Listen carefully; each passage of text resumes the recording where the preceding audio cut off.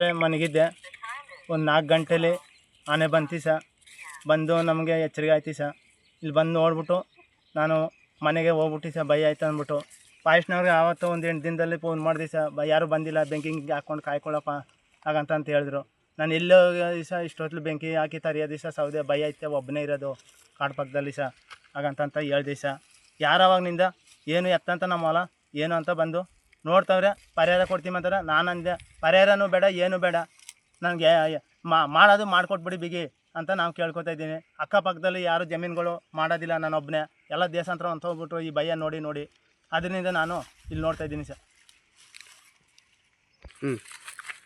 ಜೋಳ ಹಾಕಿದ್ದೀನಿ ಸರ್, 1 ಲಕ್ಷದ ದಂಡಕ್ಕೆ ವ್ಯವಸ್ಥೆ ಮಾಡಿದ್ದೀನಿ ಸರ್.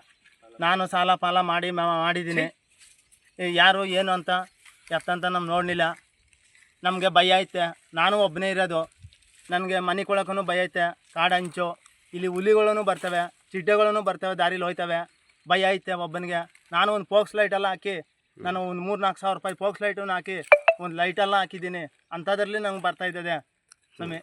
ಸಹ ಕೇಳಿ ಮಾಡ್ತೀವಿ ಅಂತ ಹೇಳ್ತವ್ರೆ. ರೈಲ್ ಕಂಬ ಕೊಡ್ತೀಮಪ್ಪ ಅಂತವ್ರೆ, ಸೋಲಾರು ಬರ್ತದೆ ಅಂತವ್ರೆ. ತಿಂದಾಗ ಮಾತ್ರ ಹೇಳ್ತಾರೆ, ತಿಂದೇರಾಗ ಮಾತ್ರ ಏನು ಕೇಳೋದಿಲ್ಲ. ಇನ್ನೇನು 3-4-5 ವರ್ಷದಿಂದ ಬರ್ತವೆ ಸರ್. ಹಂದಿಗಳು ಬರ್ತವೆ, ಆನೆಗಳು ಬರ್ತವೆ, ಪ್ರತಿಯೊಂದು ಬರ್ತವೆ. ಫಾರೆಸ್ಟ್ನವ್ರು ಬಂದು 4 ವರ್ಷ 5 ವರ್ಷದಿಂದನೂ ಹೇಳ್ಕೊಂಡೇ ಬರ್ತಾರೆ ಸರ್. ನಮಗೆ ತಿಂದಾಗೆಲ್ಲ ಹೇಳ್ತಾರೆ ಸರ್, 4 ವರ್ಷದಿಂದನೂ ಹಾಕ್ಕೊಡ್ತೀನಪ್ಪ ನಿಮ್ಗೆ, ಹಾಕ್ಕೊಡ್ತೀನಿ.